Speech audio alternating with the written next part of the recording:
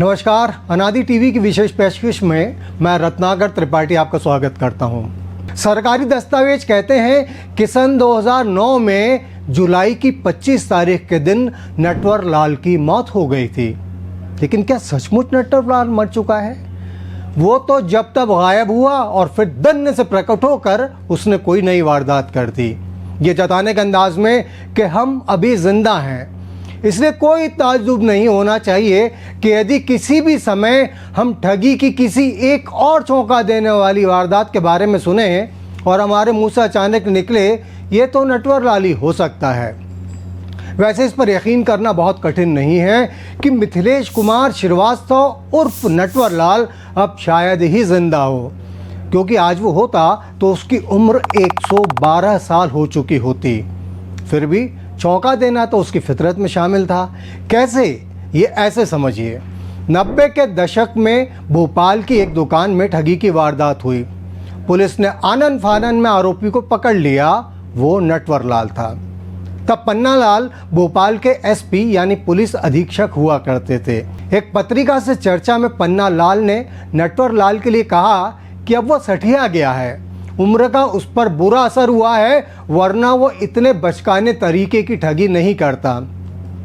पन्ना लाल को भले ही कानून और अपराधियों के मामले में अच्छा तजुर्बा था, लेकिन नटवर लाल जैसे ठगराज के मामले में वो भी गच्चा खा गए, क्योंकि पन्ना लाल का वही सठियाया हुआ ठग इसके कई साल बाद सन 1996 में एक बार फिर पुलिस को चकमा देकर भाग गया। उस समय वह कानपुर की जेल में था और इलाज के लिए पुलिस उसे दिल्ली ले जा रही थी। इस समय तक नटवर लाल इतना उम्र दराज और कमज़ोर हो चुका था कि उसे व्हीलचेयर की ज़रूरत पड़ती थी, लेकिन फिर भी वो भाग निकला। इस फरारी के बाद नटवर लाल को फिर कभी किसी ने नहीं देखा। सन 2005 में उसके वकील ने कोर्ट में कहा कि नटवर लाल की मौत हो गई है, इसलिए उसके खिलाफ चल रहे सभी केस समाप्त कर दिए जाएं। लेकिन बात नटवर लाल की हो और एक बार में सच सामने आ जाए, भला ये कैसे मुमकिन है? इधर वकील ने ये कहा और उधर नटवर लाल के सगे भाई ने मीडिया से दावा किया कि वो तो 1996 में ही मर गया था। खुद छोटे भाई ने उसका अंतिम संस्कार किया था। तो नटवर लाल कब और कैसे मरा, इसे लेकर सस्पेंस हमेशा रहेगा। जो लोग उसके बारे में जानते हैं उनके लिए तो यह भी सस्पेंस रहे कि नटवर लाल सही में मरा भी है या नहीं। ये उस आदमी का मामला है जिसे देश के अलग अलग हिस्सों में ठगी के सैकड़ों मामलों के चलते कुल 113 साल की सज़ा सुनाई गई थी। लेकिन देश की किसी भी जेल की दीवार में वो ताकत नहीं रही कि नटवर लाल को फरार होने से रोक सकती। तो इस ठगी और जेल यात्रा का ये क्रम शुरू कैसे हुआ? बिहार के सिवान ज़िले में बसा है बांगरा गांव। यहीं सन 1912 में नटवर लाल का जन्म हुआ। उसने ठगी वाले घुमावदार रास्ते की शुरुआत राउंड फिगर यानी 1000 रुपए से की। वो स्कूल में था और उसने पड़ोसी के फर्जी दस्तखत बनाकर उसके बैंक खाते से 1000 रुपए उड़ा दिए। ये वो समय था जब का 1000 आज के 1 लाख रुपए से कम कीमत नहीं रखता था। फिर उसने गांव की डगर छोड़ी और अपराध के रास्ते पर चल निकला। इस यात्रा में पहला ब्रेक तब आया जब 1937 में पुलिस ने नटवर लाल को 9 टन लोहा चुराने के आरोप में पकड़ लिया। यहीं से नटवर लाल की जिंदगी में एंट्री होती है सुरा और सुंदरी वाले चैप्टर की। जी हाँ, पुलिस की नींद तब उड़ गई जब कलकत्ता सहित आसपास के कई इलाकों में एक के बाद एक वेश्याओं को लूट लिया गया। कोई आदमी ग्राहक बनकर उनके पास आया, उन्हें जहर मिली महंगी शराब पिलाई और उनका सारा सामान लेकर चंपत हो गया। हर जगह आदमी के अलग अलग नाम थे, लेकिन काम एक ही था और हुलिया भी नटवर लाल का। लेकिन वो पकड़ा नहीं गया। कहते हैं कि नटवर लाल हिंसा के पक्ष में नहीं था और उसे डर सताने लगा था कि कहीं जहर से किसी वेश्या की मौत ना हो जाए। लिहाजा वो एक बार फिर ठगी की दुनिया में आ गया। फर्जी चेक और बैंक ड्राफ्ट उसके मुख्य हथियार बन गए। 50 से अधिक नकली नाम रखकर नटवर लाल ने टाटा, बिरला और अंबानी सहित अनगिनत दुकानदार, सुनार, बैंकर्स और विदेशियों को भी जमकर चूना लगाया। आप सोच रहे होंगे कि इस तरह की ठगी से नटवर लाल बेशुमार दौलत का मालिक बन गया होगा। यदि आप ऐसा सोच रहे हैं तो आप गलत हैं, क्योंकि उसने जो कमाया उसका बड़ा हिस्सा गरीबों में बांट दिया। एक मौके पर तो अचानक अपने गांव पहुंचा, वहां के सभी लोगों को उसने जोरदार दावत दी। उस दौर में सभी को 100-100 रुपए बांटे। जब तक पुलिस को इसकी खबर पहुंची, नटवर लाल वहां से फुर्र हो चुका था। इसके बाद गरीबों के बीच उसकी छवि रॉबिन हुड वाली बन गई। शोहरत ऐसी कि बांगरा गांव वाले आज भी खुद को नटवर लाल के गांव का बताने में फख्र महसूस करते हैं और उन्होंने गांव में नटवर लाल की मूर्ति लगाने की बात तक कह दी है। अब एक रोचक किस्सा याद आता है। देश भर की पुलिस भले ही नटवर लाल की असलियत को किसी वारदात के बाद ही समझ सकी, लेकिन कोई ऐसा भी था जो एक बार में नटवर लाल को पहचान गया था। बात तब की है जब नटवर लाल ट्रेन में यात्रा कर रहा था। दरअसल वो किसी शहर में एक वारदात के बाद लंबे समय के लिए दूसरी जगह पर चला जाता था। तो सफर के दौरान साथ बैठे एक ज्योतिष की नज़र नटवर लाल की हथेली की रेखाओं पर चली गई। उन ज्योतिष ने कहा, जनाब मैं आपको जानता तो नहीं हूँ, लेकिन आपके हाथों की लकीरें कह रही कि आप बहुत शातिर ठग हैं, इतने बड़े जितना कि नटवर लाल ही हो सकता है। ठगराज ने बात हंसी में टाल दी। कुछ समय बाद ज्योतिष शौचालय गए। जब वो लौटे तो उनकी सीट पर सिगरेट जलाने के लाइटर के नीचे एक खत रखा था। उस पर लिखा था, पंडित जी मैं आपके ज्ञान को मान गया, मैं ही नटवर लाल हूँ। खत वहाँ था, लेकिन नटवर लाल तो जा चुका था।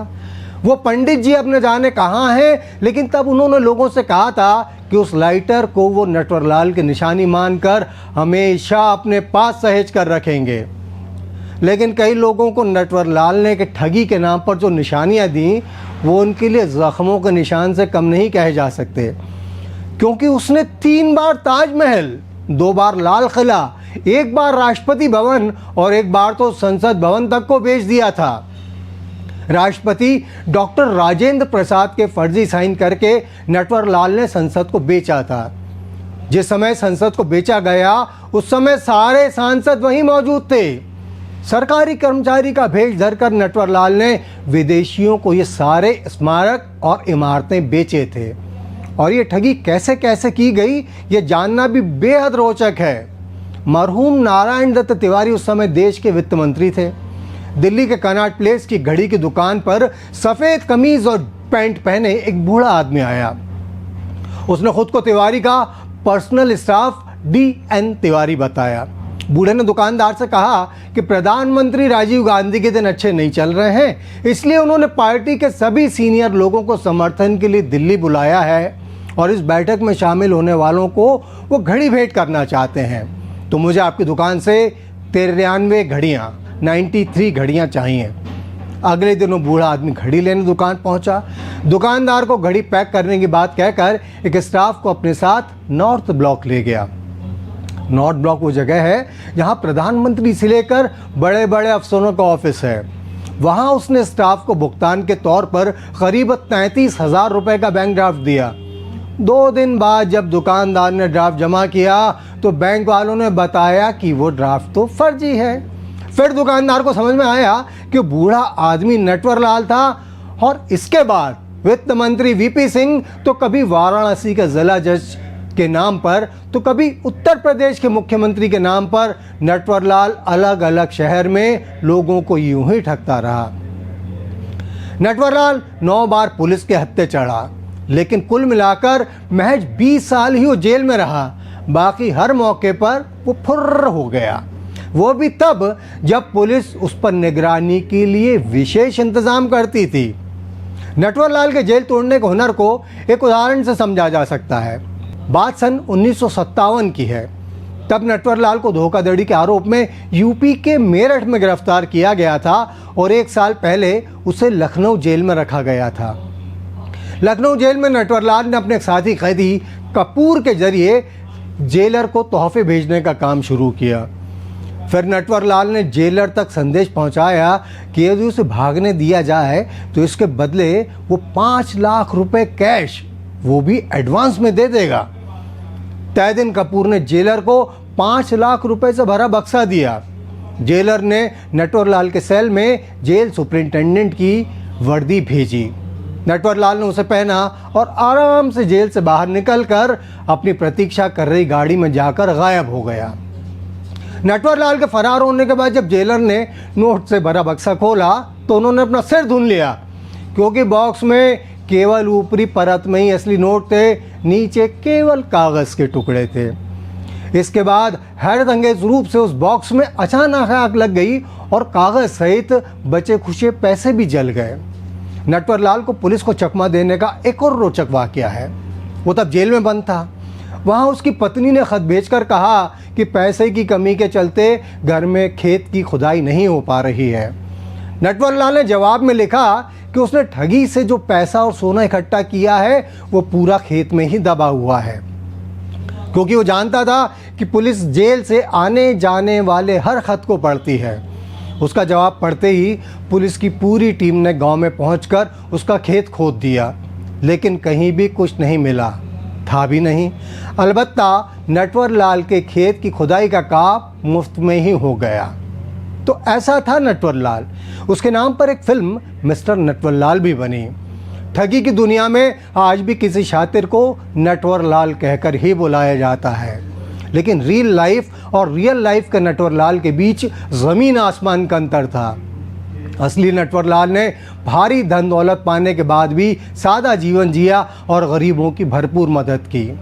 नटवरलाल आज जिंदा हो या ना हो, लेकिन उसकी ठगी के किस्से हमेशा जिंदा रहेंगे। हम आपसे फिर मिलेंगे, तब तक के लिए आज्ञा दीजिए। नमस्कार। अगर आप इस वीडियो को YouTube पर देख रहे हैं तो चैनल को सब्सक्राइब करें और बेल आइकन दबाना ना भूलें। अगर Facebook पर देख रहे हैं तो चैनल को लाइक करें।